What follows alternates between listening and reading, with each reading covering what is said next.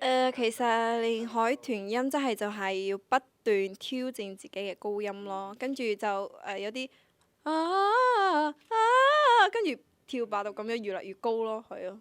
跟住個嘴要擘大啲，跟住嗰個發聲位置要係嗰個點講條小舌啊，舌頭嗰個位係咯，要咁樣畫係好專業，好難講。你要頂住上顎。係啊係係，條脷唔使頂住上顎，唔使。係上面有個小舌啊，後地。係啊，係啊，係呢個打開咗，你會見到有條嗰啲，係啊，吊鐘啊叫，係啊係啊，就係嗰個要提起咯，係你唱嘅時候，佢會提起咯，係啊係啦係啦，嗯。咁樣個音就可以好高咯。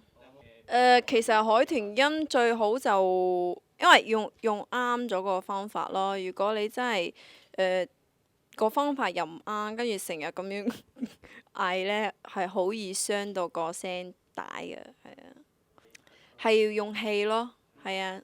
跟住仲有頭先擘大口嗰個位置要啱咯，係啊。咁就係飲多啲水，同埋飲多啲嗰啲潤喉嘅，飲多啲煲湯啦。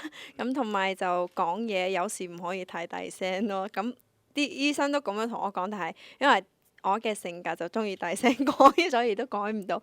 咁同埋仲有食嘢咯，唔可以食太多辣嘢，係啊，好刺激個聲帶嘅，係啊。嗯，唔該晒。